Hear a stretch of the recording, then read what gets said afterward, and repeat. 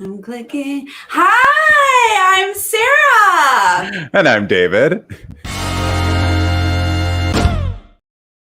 Oh my God, it's almost the finale of Survivor 40 Winners at War. Oh, this is the most exciting week. My God. Yes. But first, if you are new to this channel, please click subscribe and give this video a thumbs up. And if you want to support us on Patreon, we are recapping Heroes versus Villains on there, which is also fun. There's a link in the description for all of that. Oh, thank goodness we have that to take us through. I know. This is it, David. This is it. I was just thinking about it today, like as I was doing research for this very live stream that we're in right now. I was just like, this is the end of the biggest season in Survivor history. Like, this is a moment, you know? It is, David. It's a moment, and it's especially nerve-wracking because we're just kind of in a weird place in the world, and we just don't know. Yes. Survivor has been picked up for 41, but it has been halted for production. They're saying it's still going to air in the fall, but like, what does that mean? It just makes me nervous. Yes, of course. And it's just, you're right. Like with everything that's going on, I just kind of lost track, you know? And also we've just like, I've legitimately been like so absorbed in the game. Like it's been such a good season, and like every week it's such a good episode. And so I just was like having so much fun watching that I kind of forgot. You know, I will say like the end of Survivor always sneaks up on me every single season because it just feels like there's still so many players left and they just like bang out 3 of them in the very last episode. Yes, that's true. This is a huge deal. Like this is going to be such a fun episode. We go into the finale with way too many people and knowing someone else is coming back. It does sneak up on you a little bit. You know what? I've read and heard that some people don't even think this is a top 10 season. Huh. I 100% disagree. I've really loved it. Like, yes. I just can't.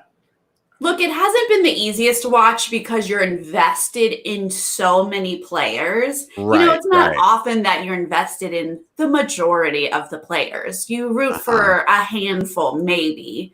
Right. So it was hard to see people you care about and are rooting for to be voted out. Like, I get it. That's frustrating and you want to be angry and upset.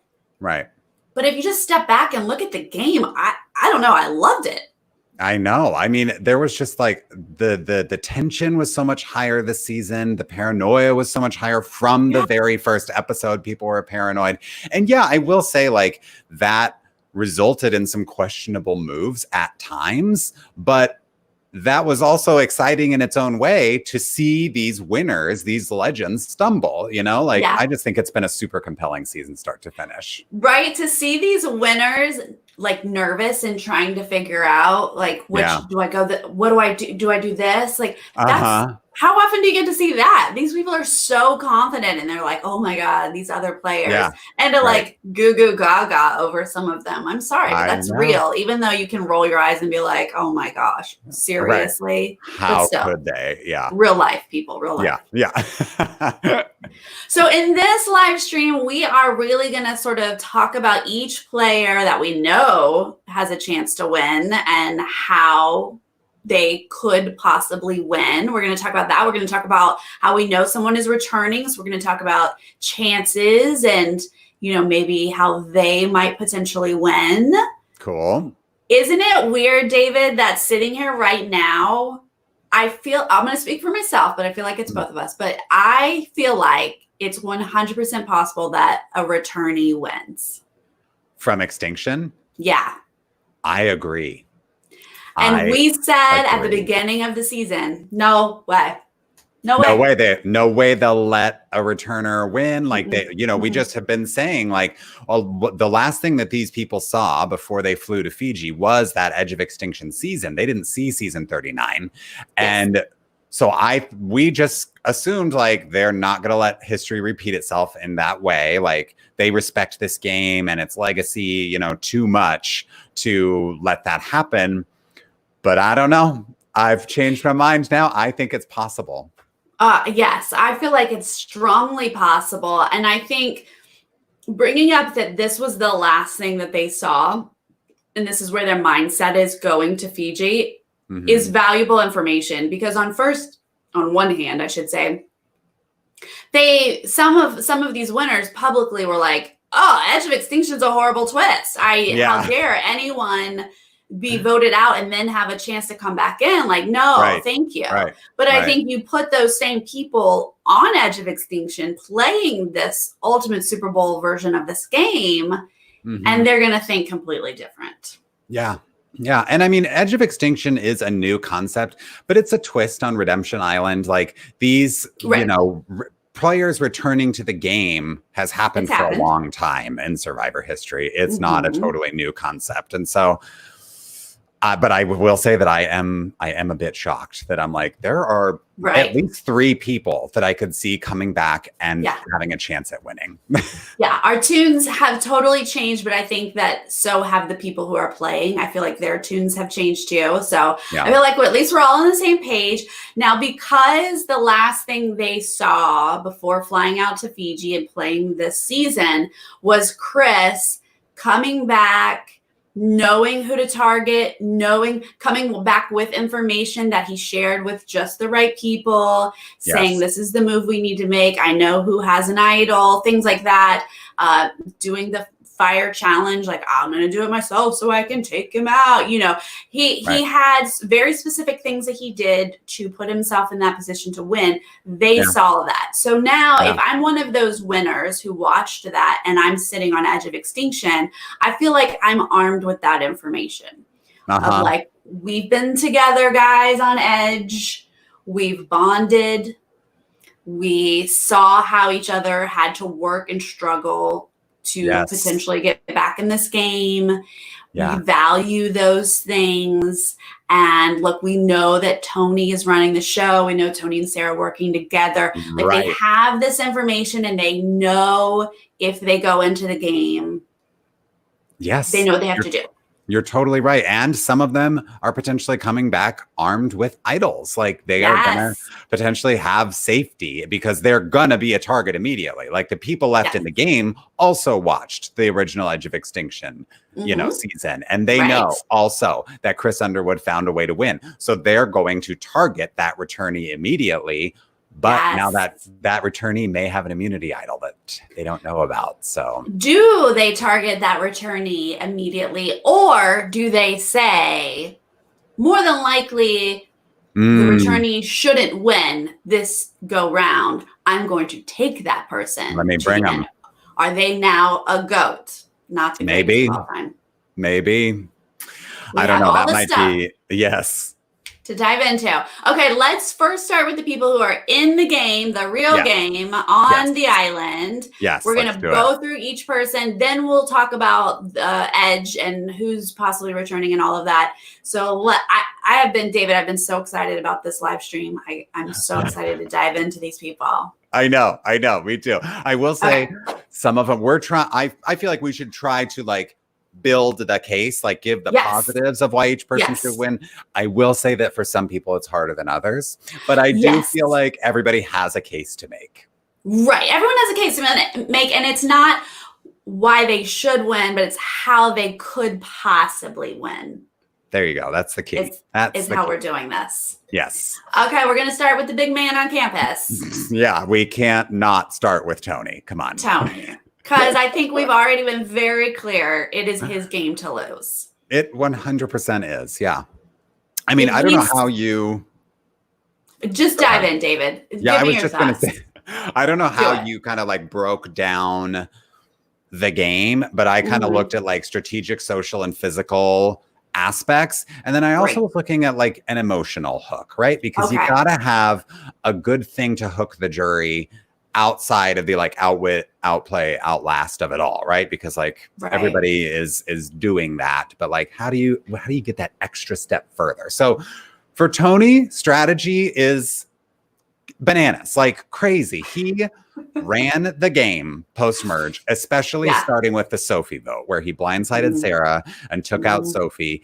And from then on, whoever Tony wanted to go was gone. And but he also has a perfect voting record post-merge. Every single week, the person he votes for goes home. And there's a lot to be said for that, Yeah. That is post-merge only. Yes, correct. That he's been on the right side of the vote. But also, he is now at this point, the only player left in the game who has never received a vote against him. We're talking about Tony here. We're talking about Tony, but that's also just a really good stat. But like, hello, we're talking about Tony. Exactly. I'm saying, like, how does this man not have any votes cast against him? Like, how did he manage that? And, you know, I just think that also speaks to how well he's running the game, because he's running it while also not being a target. Like, people aren't.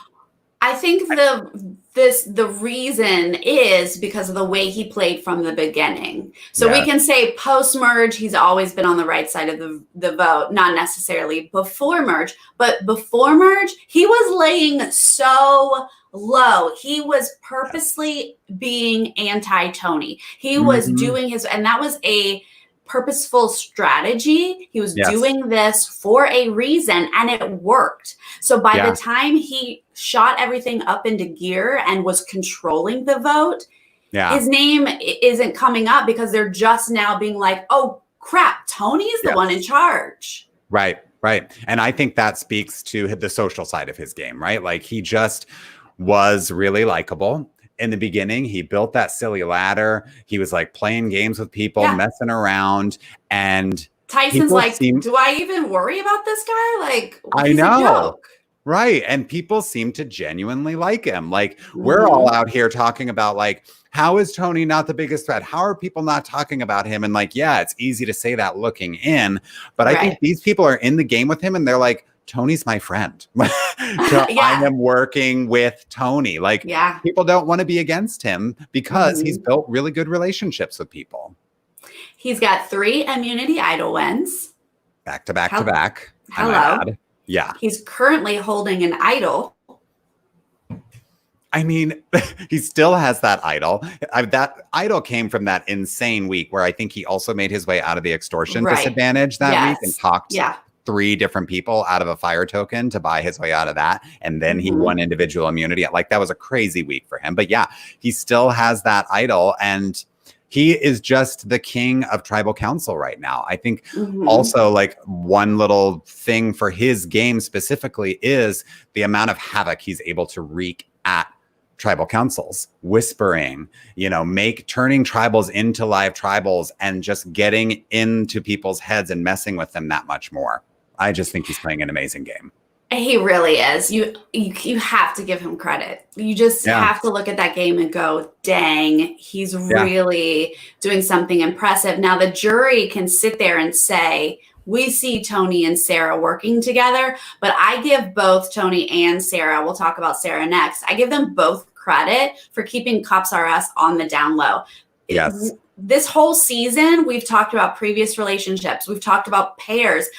The reason Jeremy struggled so much this season is because they kept taking away the people he worked with. Same thing with Michelle. This season did a great job of taking people away to disarm other people, but they didn't do that to Tony and Sarah for a reason. They didn't realize Tony and Sarah were in a good place working together until it was too late. Yeah. And it's crazy that they didn't, you know, sniff that out, because Cops R Us is not a new alliance. It was an alliance on their original season together. How could you look at Jeremy and Natalie and say that's a definite duo and not do the same thing with Sarah and Tony? Like, they did such a much better job, apparently, of concealing how close they truly are, because they seem, I mean, Sarah may get ruthless and try to cut Tony, but for up until this point in the game, they are a ride or die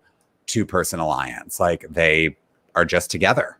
Yeah. So I have to say that there's really not a lot that Tony has to do other than protect himself. He just needs to make sure he gets to final tribal council. And I feel like he gets the votes and he wins. I mean, with the spy nest thing, like, he has reinvented himself in more than one way. Like, you talked already about how he played a very different strategic game early on, laying so low, but then he topped himself, you know, not just like a spy shack by the well. He's freaking up in the trees, listening in on conversations and actually getting intel on someone like Denise in the most recent episode. Like, he really just I mean, he was not one of my favorites going into this season, but like so much respect for the game that he's played this year. Right. I mean, he's a strong personality, so some may love him, some may hate him, but this game of season 40, very impressive. Yep, agreed. Okay, let's move to Sarah. Tony's partner in not crime because they're cops, I guess. Right. Partners in punishing crime. Right. I mean, some people are saying the past few weeks that she's, kind of in Tony's shadow. We're all seeing Tony calling the shots and Sarah's kind of like his co-pilot. She's not really directing the votes in the same way that he is. But I still think that she has played a really smart game from the beginning.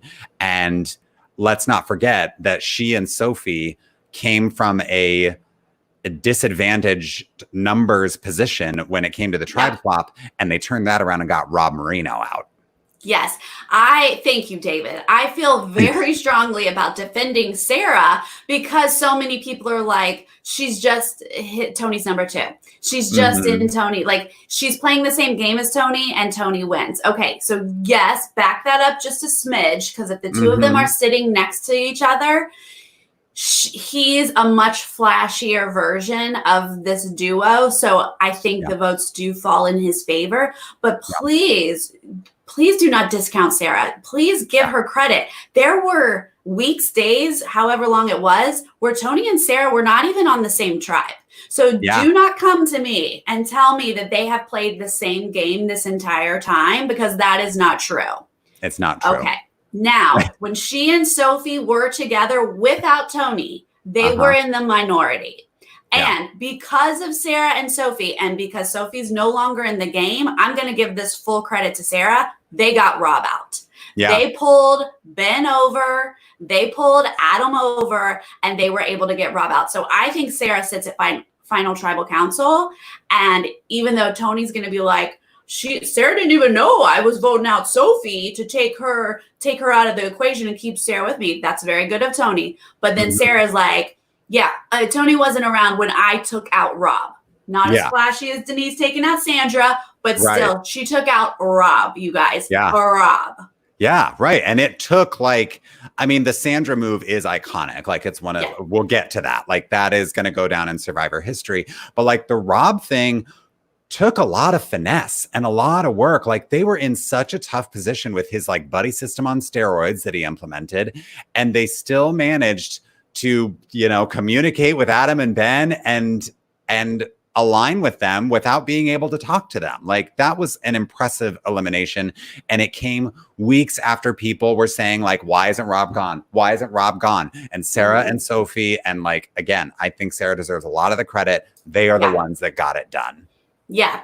It took Sarah moving over to Rob's tribe for Rob to get out. Yes. Yeah. And we were talking about how Tony has no votes cast against him, right? Yeah. Amazing stat. Sarah only has 2, and they were single votes. It was like 1 vote in 2 separate tribal councils, and it was the person who got voted out, so she, I think, has done just as good a job as Tony at being in control and orchestrating moves, but remaining not a target, sort of staying off people's radar, at least like staying out of the forefront of people's radar.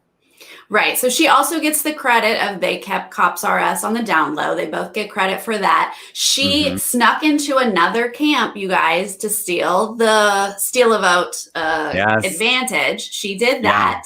Yeah. She doesn't have any immunity wins, but I just feel like if she's not sitting next to Tony, she probably wins.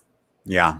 I mean, she's been playing, I think, like, we're also talking about the ways in which these people have tweaked the game that they play, right? And I think Sarah has leaned into the social aspect of the game more this season. We saw her playing hair salon early on with Tyson. We saw her doing the fashion show with the ladies. Like, that was something we didn't see a lot of when she won Game Changers, because she was so cutthroat that season. And she, tried to make a little change there. And like, maybe that's going to pay off for her. Maybe she will have won favor with people on the jury and, be able to win votes that way because she built, friendships with them. I also think that as far as the emotional aspect, like we've seen in some deleted scenes and stuff how destroyed she was by her win in Game Changers. Right. And so that is like something she could speak to, like how difficult it was for her to even come back for this season and compete again because of like how hard winning actually was, you know? So I think she'll be able to appeal to people emotionally. Here's a stat that I'm going to throw in that's new. People were given fire tokens, and I have to say that shows us a little bit of their social game. So Tony has not been given any fire tokens this season, but Sarah was given fire tokens from Kim, from Sophie, and from Yul. That says something. I think that shows us a little insight that people like her. Or whoever they gave their fire tokens to, they like that person. And if that person is sitting in final tribal council, they might be willing to give that person their vote. Right. And it's impressive, too, for someone like Sarah, because even though she doesn't have the perfect voting record, I think she was in on every vote, like kind of knew what was going to happen, except for the Sophie vote. She was blindsided by the Sophie vote. But looking back at her record, I'm like, okay, the way these votes fell, it feels like even if it was a split vote, she knew it was going to be a split vote, and she was intentionally voting for the person who didn't get, eliminated. But the fact that she was in there and was a part of that decision making, but the person going home is still willing to give her a token and think like, Sarah had my back. That's impressive. Exactly.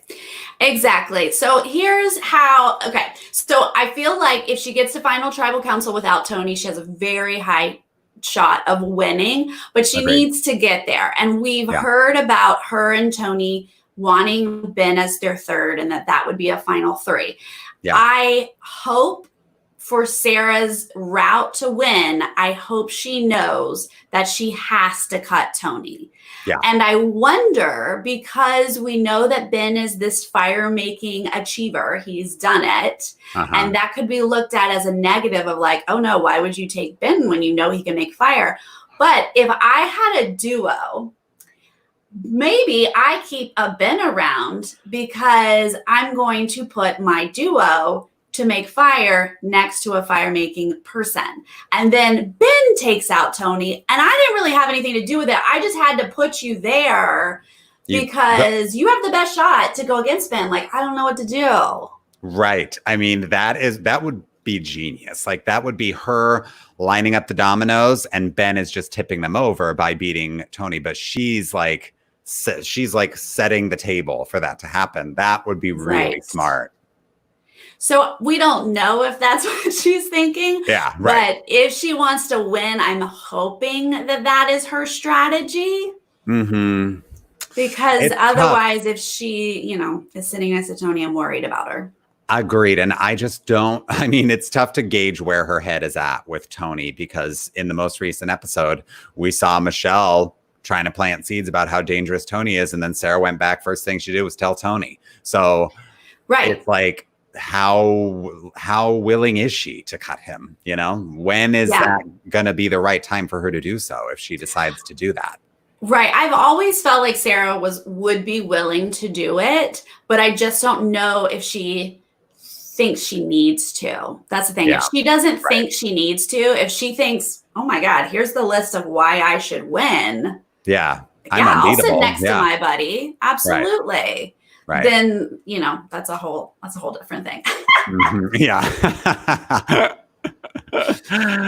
right, that's our girl Sarah. Do you have anything else on Sarah? No. Let's move on to Ben, shall we? Yes. Ben, their supposed final three. Yeah, I'm liking Ben's game. The more I analyzed Ben's game, the more I liked it, because we've had fun with Ben this season.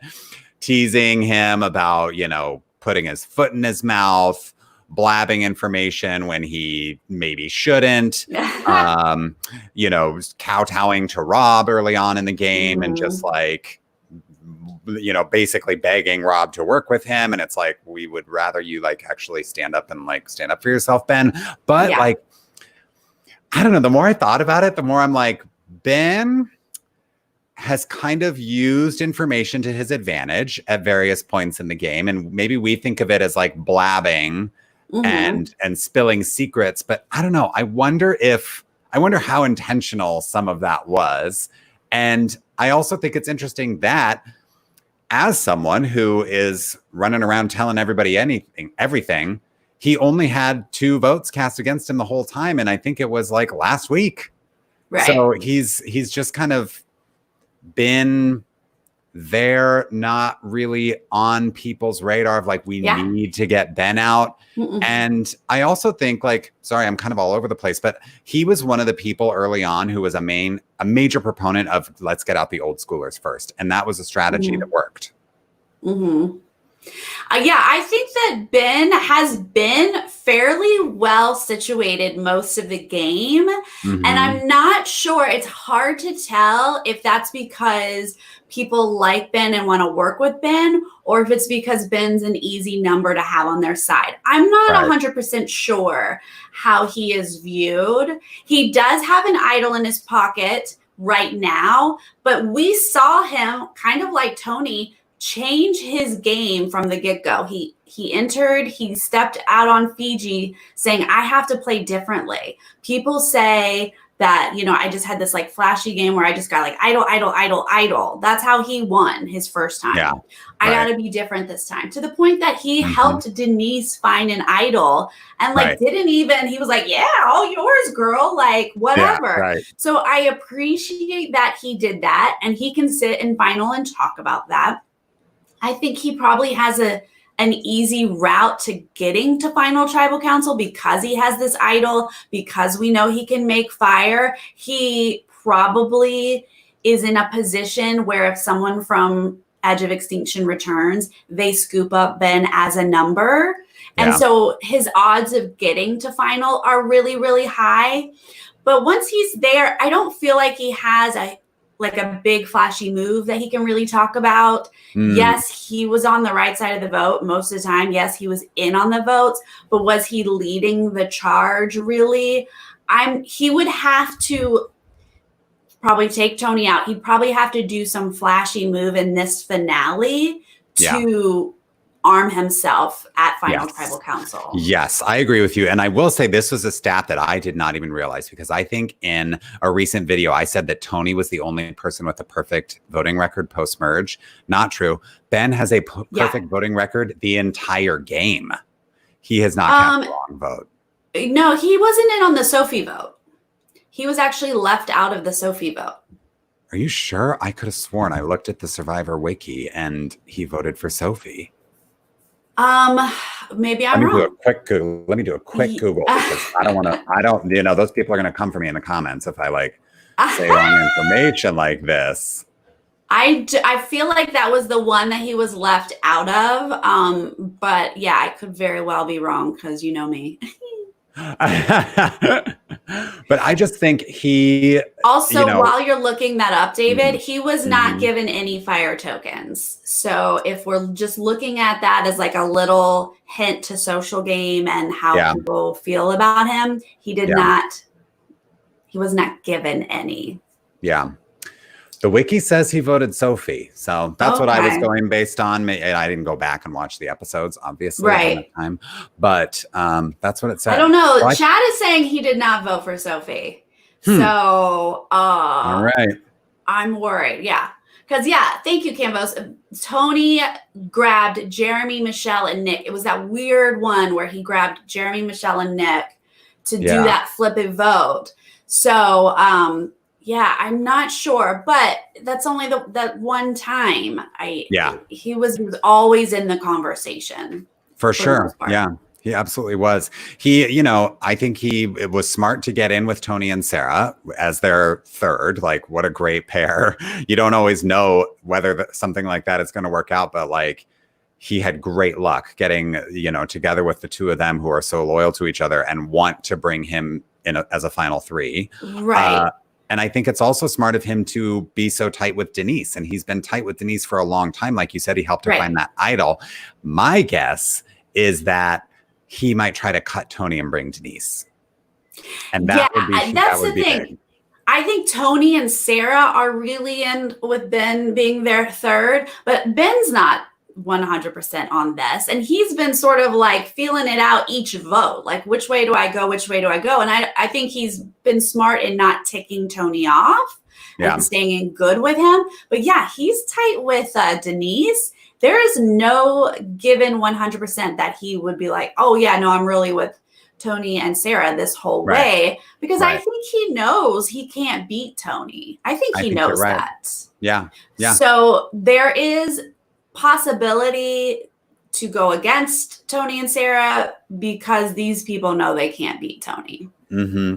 And he's just like, I guess the thing that impressed me the most looking back on his game was just how present he has been this season. Like he's been a player in like most all of the episodes. Like he's been in the edit. He's like been in the important storylines. He had that big flashy fight with Adam at Tribal Council.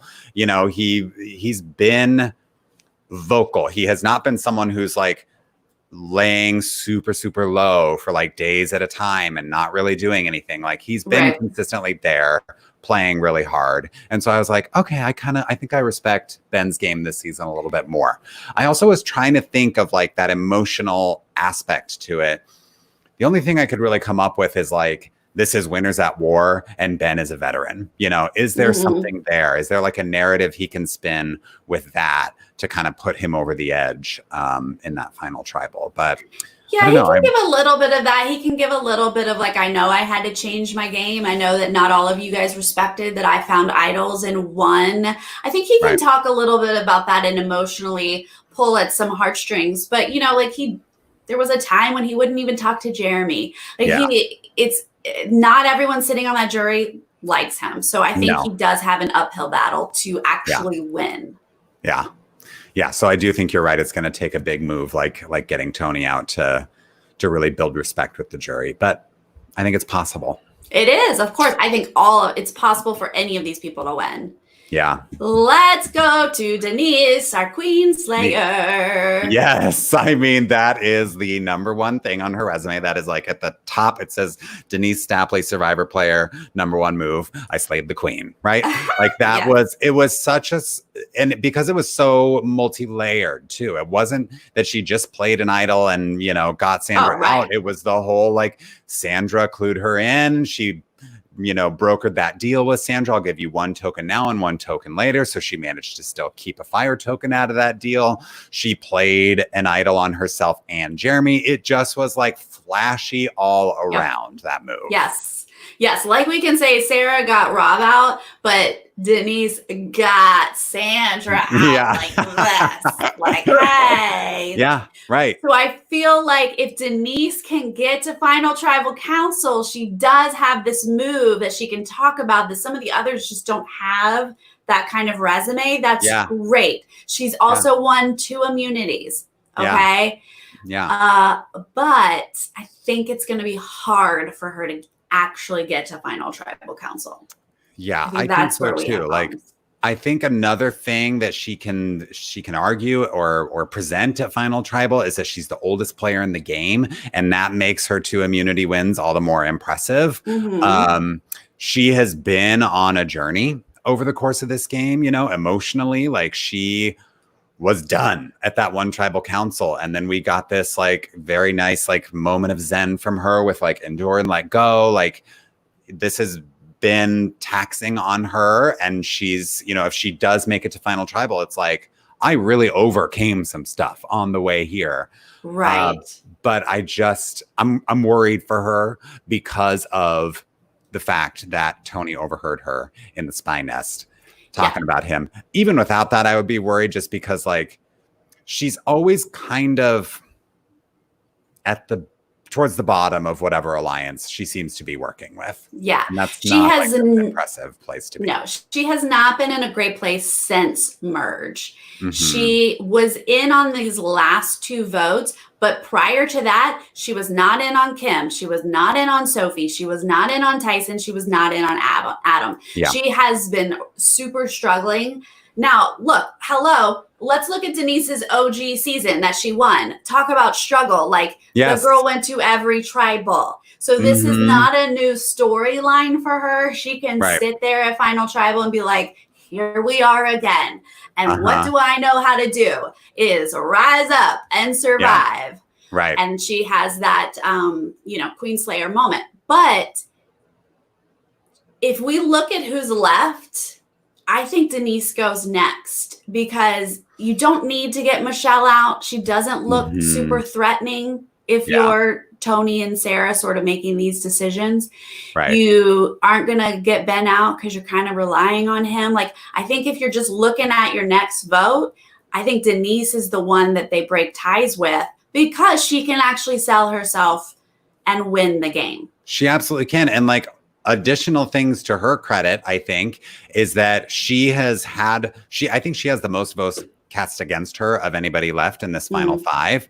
She had votes cast against her in weeks 1, 6, 10, and 13. Like, she's been on people's minds throughout this game. So if she does make it to Final Tribal, that's another thing for her to say, like, I've been a target since week 1. People have been writing my name down, and here I still am. Like, that's another, she does like have a lot of things on her like sales sheet, for her to like pitch to this jury. And so I think you're right that people will be looking at her like, ooh, she's super likable. She doesn't have any enemies on that jury whatsoever, except Sandra, and Sandra's not even on the jury, Right. Sandra's not voting. So right, exactly. And so I think Denise has to win this next individual immunity if she has any hope of making it to the finals. Yeah, I think she has a difficult road to get to Final Tribal, but once she's there, she has a decent chance of winning. Depends on who she's sitting next to. She was given fire tokens from Kim, Adam, and Danny. So that goes to show she is liked. The jury does like her. Yes. And I also give her credit for adapting, right? Like we talk about, she's kind of been on the bottom of alliances. Part of that is because she's been shifting around a lot. She started with Adam and they were super close, but then she was kind of willing to cut Adam when he wasn't helpful to her anymore. Yeah. Then she was more in with the Kim and the Jeremy, and then Kim and Jeremy both got sent home.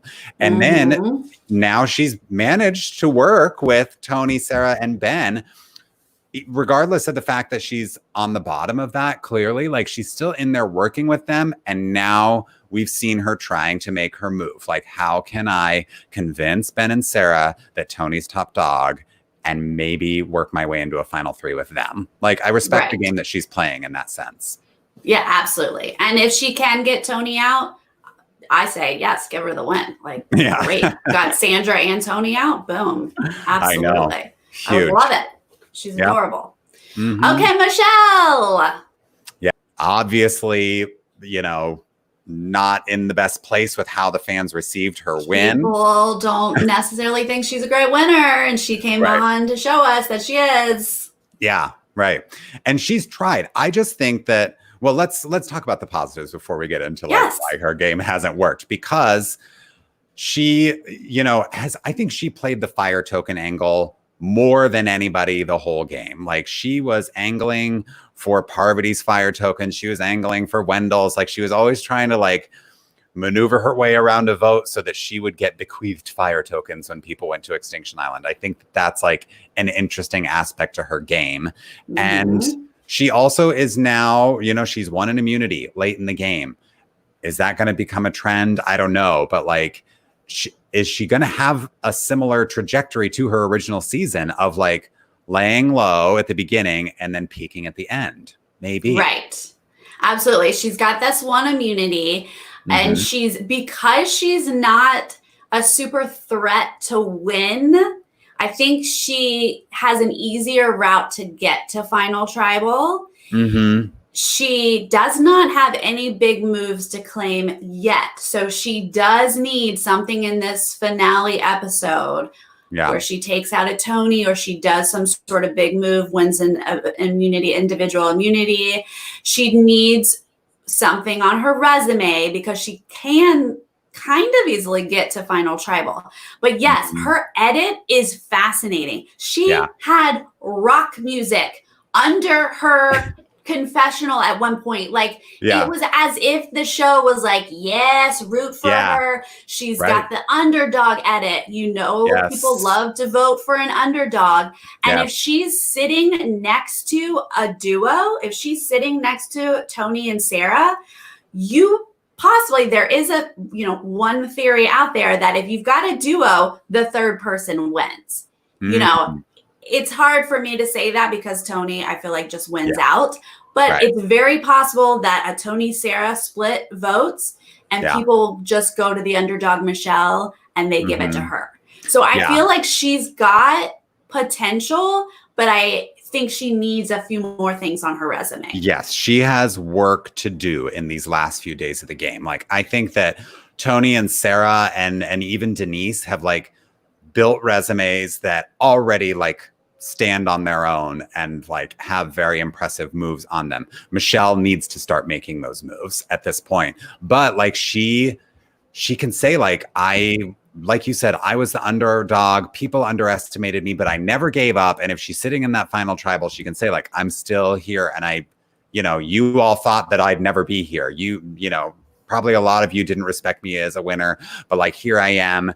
And hopefully if she does make it to the final tribal, she is able to get a few more impressive things under her belt in some form or fashion, whether it's just winning individual immunities back to back at this point or orchestrating getting Tony out. She's already been trying to plant those seeds. So maybe she can make something happen. I think the tricky part for her all season is that the people she's tried to work with just get voted out. She really wanted to work with Parvati. She was trying to make that thing happen. Then she was trying to work with Wendell. Then she kind of worked with Jeremy the whole game. But like the meaningful alliances that she was able to form just ended up getting broken up. And that was, sort of unfortunate for her game.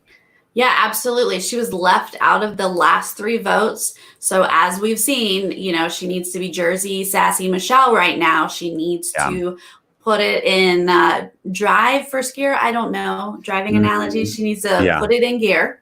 And she has the most people giving her fire tokens. She has tokens from Parvati, Wendell, Jeremy, and Kim. So 4 people gave her fire tokens. That's more. The other people only had 3 or less. Yep. So I do feel like that shows us people like her. People wanted to work with her. People are rooting for her. And if she's sitting in final tribal, she does have the potential to get some votes. Yeah. And I think she kind of has like, she could almost say like, I got here on my own, because everybody I tried to work with, you just voted out, so I didn't have a Tony or a Sarah, like this ride or die the whole game that I could go to. Like I had to fight my way here and like earn my spot. So she definitely needs more moves in this last couple of hours of Survivor. But if she manages to get those and makes her way to the final tribal, I don't think it's out of the question that she gets votes. It's really not, because I really look back to that edit, especially, and I'm like, why did she get that edit? Yeah, why are we telling that story? So I will not be surprised if she wins immunity and sides with Denise and Ben or the returnee or something, and they get out Tony or Sarah, and she can sit down and talk a bit more about her game at Final Tribal. I won't be surprised. Okay, that is the most perfect segue I could possibly ask for, because we got to talk about this returnee, Sarah. Right? Because this is the wild card that could really shake things up, the power dynamics in this tribe, depending on who comes back. So who are your kind of top picks for coming back and maybe even winning? Well, okay, first, let's set the scene, David. Yeah. Let's talk about who is over on Edge. We have Kim, Nick, and Jeremy are the most recent people who have joined Edge. So on one hand, we can say they've got a little bit more food in them, not as exhausted, maybe. Maybe they have a little bit of a leg up because they're recent, but they never had the opportunity to get fire tokens. Therefore, they have no actual advantage in the challenge. Right. The only advantage is that they are maybe better fed than the people who have been on Extinction longer. Does that pay off? On the other end of that, our Miss Natalie, she told us on Instagram that she will take, I think it was Princess or Empress? Princess of Extinction Island. She told us herself she will take Princess of Extinction, that she obviously should be very hungry and very exhausted, but she's a comp beast and she has 3, the max advantages that you could possibly have in this challenge to return. Plus, she got an idol in that pocket if she does return. And she has a belly full of peanut butter. You know, like she is so well positioned in this battle back competition. Like, my God. So we will circle back to Natalie because how does she not get back in? Okay, Wendell, Yul, and Parvati, we know they have one advantage coming in. They didn't show us in the edit that Tyson and Sophie have an advantage, but Tyson and Sophie did get 2 tokens from that coconut challenge. So they should have bought an advantage. I'm sure they did. I'm going to lump them in and assume they have an advantage as well. So I feel like Tyson, Sophie's so good at puzzles, and this challenge does end in a puzzle. Wendell, Yul, and Parvati, I feel like they've got a decent chance to return as well. Rob, who obviously is amazing, but he's got no advantages. And he's injured. Is he really injured? His elbow is bleeding, Sarah. What do you mean? Okay, so maybe I can't tell if it was like really an injury or not. Was it just a scrape? Was he just like a surface bleeding? I don't know. Fair enough. Yes. I don't know. Okay, so he might be injured. He does not have an advantage, but if he is in good health, it doesn't take much for Rob to win a challenge. And he's got an idol in his pocket if he returns. Tyson's got an idol in his pocket to return if he returns. Yes. And he has a little bit of peanut butter too. We saw Natalie. He's got a little bit. Tyson, yes. Got a little bit of peanut butter in him. So I feel like the odds are lower for everyone else. Amber, Danny, Kim, Adam, Ethan. Like those people, I just am not really going to put a lot of weight into. Yeah. We should 100% talk about Natalie. Oh, my God. Okay. So Natalie, like you said, I think she is the best positioned to make it through this challenge and battle her way back into the game. I went back and watched again, and just seeing those 14 fire tokens in her hand was an insane sight.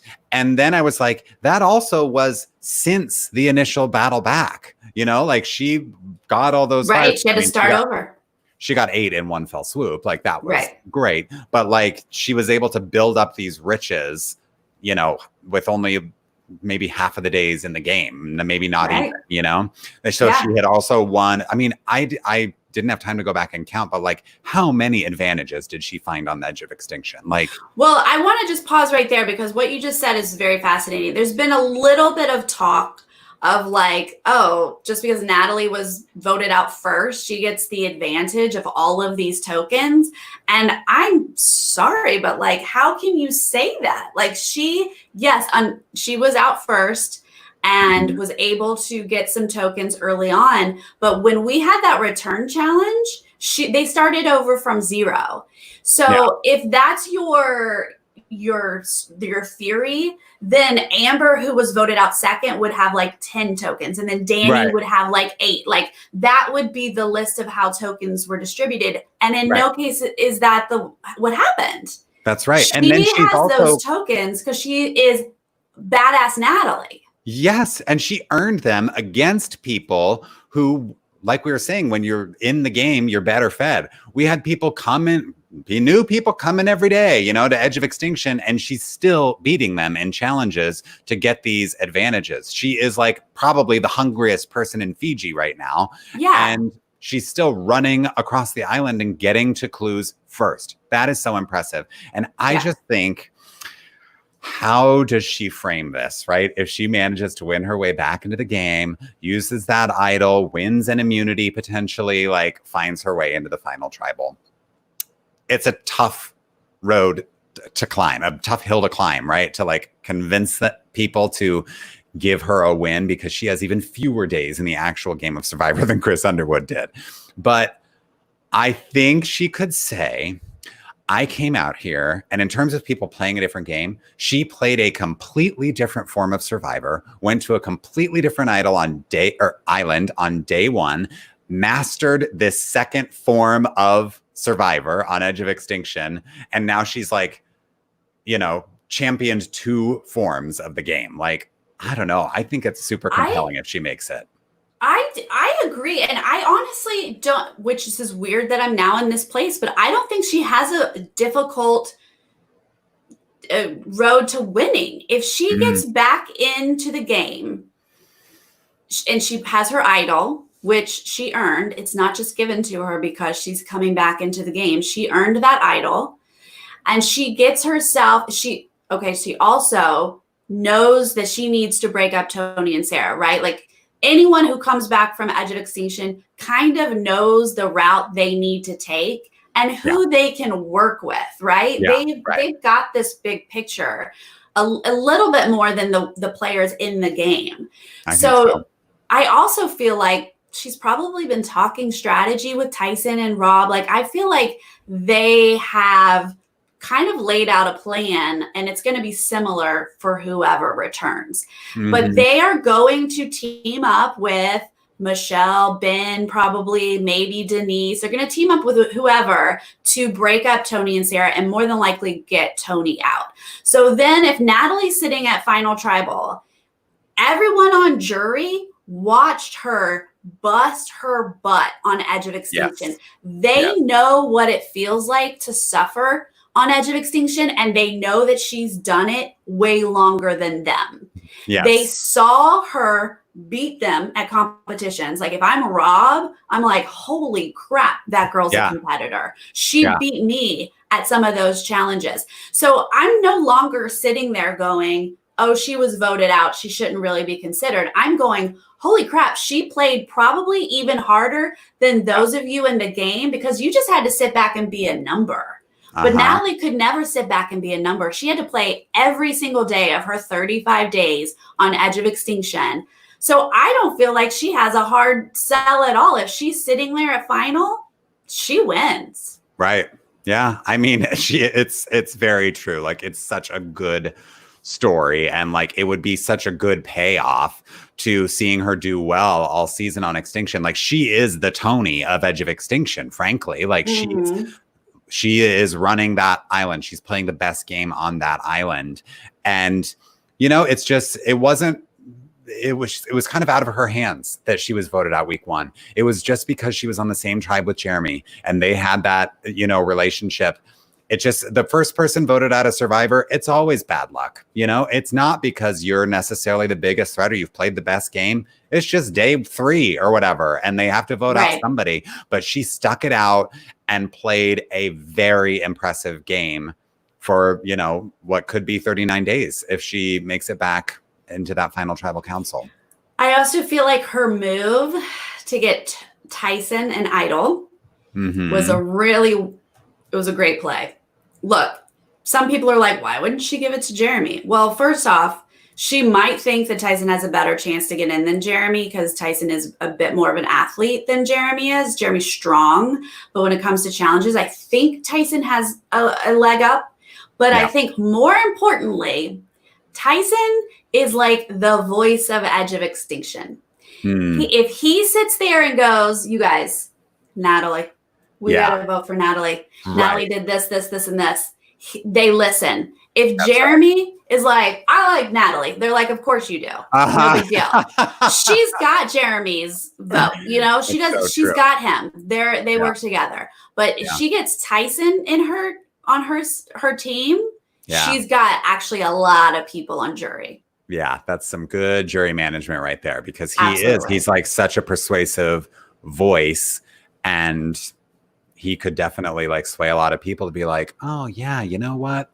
Natalie is a badass. Like, if you've got someone like Tyson on your side selling it, and especially it's also smart because like there's been this whole new school, old school division, and Tyson's an old schooler. If she can get an old schooler singing her praises and saying she deserves the check, she might have that jury wrapped up, you know? Exactly. Yeah. I feel like if you get Tyson, you have a few people. You probably have Rob, you probably have Amber, you have a few people there, maybe Parvati. Yeah. Now, if Tyson were to get back, he's got an idol. Yeah. Maybe he has a decent road to getting to final tribal council. I think he's old school and has a lot of friends on jury. He does. Don't know if that gets him the win, though. Don't know. I know. I'm interested to see if that happens, what his case is. We've seen his confessional saying, like, if I get back, I'm winning this game, no question. And I'm kind of like, so how, like, I'm trying to add it up. Like, how exactly does that work that you win? No question. Like, I don't think that he has as much of a case to make as Natalie. Like, yeah, it helps that he already battled back from Extinction once. And if he does it again and makes it to finals, it's kind of like, you just can't get rid of Tyson. Like, that's crazy that he would return to the game twice and make it to the final tribal.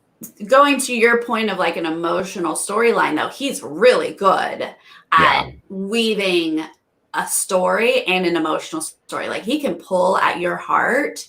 So I feel like with the, like, I battled back twice, you know, I then took out whoever he took out to get to final tribal council.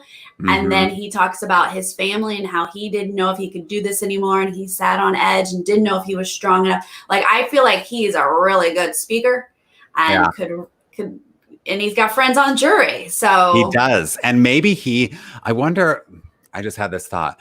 Do you think maybe he tries to go to the final tribal with Tony and Sarah, thinking maybe Tony and Sarah will split the votes because I think I kind of had the thought of, like, if Tyson makes it to final tribal, he maybe will appeal to the old schoolers. Like, I'm the only old schooler left. You know, again, so many of these people care so much about Survivor and the legacy of the show. Is he like, who do we want to be the winner of Survivor 40? Like, who do we want as the representative for this season, old schoolers? Like, don't you think it should be a fellow old schooler? And then maybe he's hoping that, like, the new schoolers will be split between Tony and Sarah. And then he, you know, maybe he has to, like, play a math game like that about, like, okay, 2 votes are going to go here and 3 there. And, like, can I get the rest? You know, he may be doing something like that. I mean, that would be a risky move. And if he just happens to get there with Tony and Sarah, I hope he goes that route. But I think that Tyson knows if he comes back, he has to get Tony out. I mean, Rob sat there and was like, dang, Tony's a boss, man. Like, if Rob is saying that jury, that Edge of Extinction group, they know they have to take out Tony. Yeah. Yeah, they know. They're all sitting there thinking, I mean, if Rob is sitting there and saying Tony's a boss, then you know that they're going back to Extinction and talking about how Tony's a boss as a group. Absolutely. You know, they're all aware that Tony is orchestrating a lot of these moves. And so I think they're all thinking, Tony's my #1 target if I make my way back into this game. Yeah. Well, I think we have summed it up that Tony more than likely wins. Yes. But there are a few routes where if you can get Tony out, there are routes for other people to win. And I think what we're saying is there are opportunities for the Edge of Extinction returnee to actually win. Man, I can't believe it. I know. I mean, I think you see a lot of people online, like, making hard predictions about who's going to win Survivor. And I just never have the confidence to do that, you know, because I just you just know that anything can happen in these games. The individual immunities can really change the way that things go. Like, a lot of people are saying Tony should win. And it's like, well, the chips might not fall in his favor. You just never know. So I prefer considering all the hypotheticals than, like, you know, putting my stake in the ground and saying, like, Tony's gonna win this season, because I do think that there are ways for him to not win. Yeah, I mean, this would not be the first season that we were like, well, obviously this person is winning. Like, right. Hello, that has been said before, and it doesn't always happen. But also, I mean, I do feel like we were presented with 20 pretty darn good players. And so, of course, we're going to get down to this, like, final group and be like, well, they, you know, more than one has a case to win. I think we have to keep that in mind, that these are all people who've played before and know what they're doing and know how to, you know, talk at a final tribal council. I mean, that alone is really difficult and super important. And they've all done it before. So, and some of them have sat there and didn't win. And so they've seen both sides, you know? Yep. That's valuable experience. It absolutely is. Yay. I can't believe this is it. I'm going to be so sad when it's all over. No, Sarah, I don't want it to end. This has been such a fun season to recap and just like revisit all of these winners. And, like, even though they got voted out early, they're still amazing players. And it's just been so great. Right. It has been. Yeah, I'm very looking forward to this finale, even though we know it's going to be weird. Yeah. And there's going to be, you know, virtual people joining from their homes.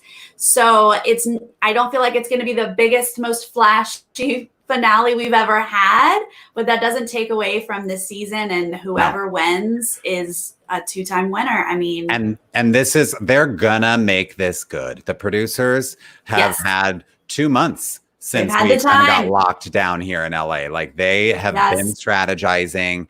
This team is one of the best teams in television. They will make this the most compelling virtual reunion that could possibly be made, you know? We did get a little glimpse of sort of behind the scenes production gear that they have sent to the castaways who will be participating in the finale. And as someone who works in production, I was very excited to see that, because that means that they have been planning this and they are taking it seriously. They obviously, if anyone saw the video or the picture of Michelle with all the gear around her, like, that's not just shipping her some gear and she set it up.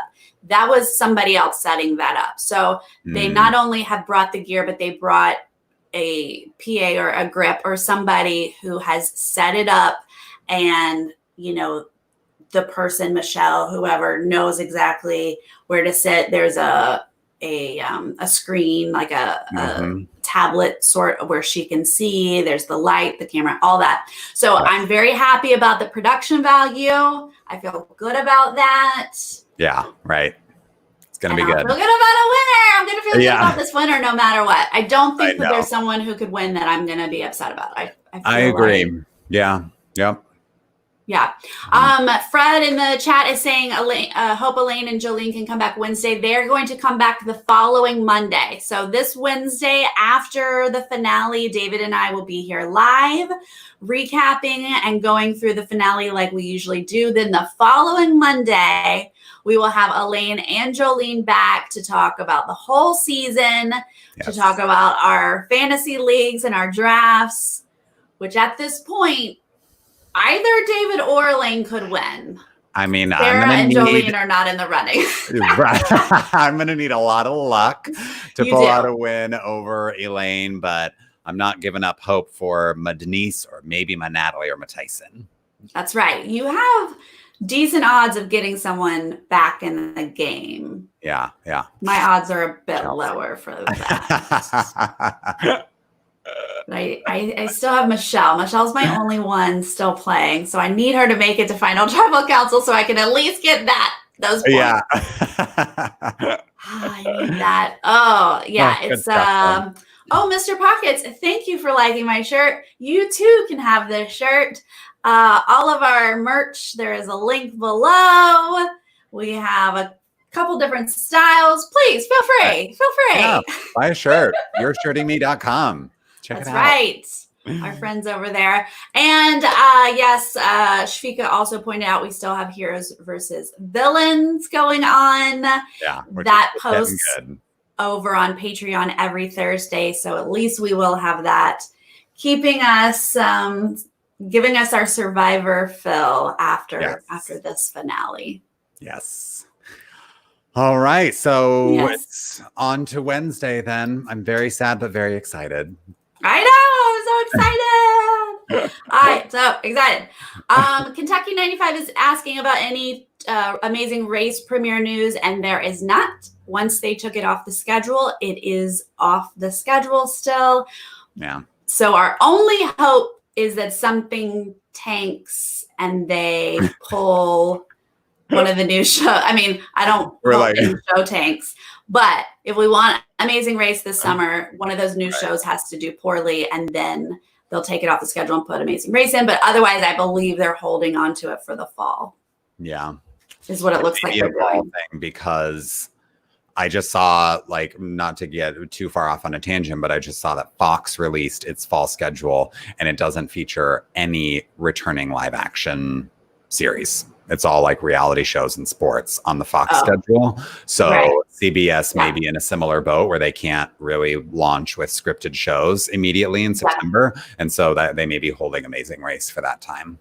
Yeah, I think they are like holding some things because we just don't know where production is headed right now. Yeah. Hollywood is trying to figure it out. California government's trying to figure out how you do it, but it takes a lot of people working in proximity. It does, yeah. That is a toughie. But we do have Survivor scheduled to air in the fall. I mean, they're saying it kind of vaguely, like, yeah, we'll have 41 in the fall. So I think they're trying to figure that out, but nobody knows any of this stuff yet. Nobody knows. I don't know anything. Fingers crossed. Yeah. Fingers crossed. Oh, hello, Enrique, all the way from the UK. You are up very, very late, but thanks for stopping by.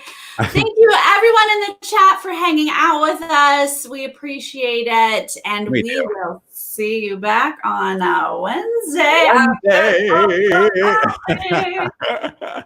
See you guys then. Thank you. Bye.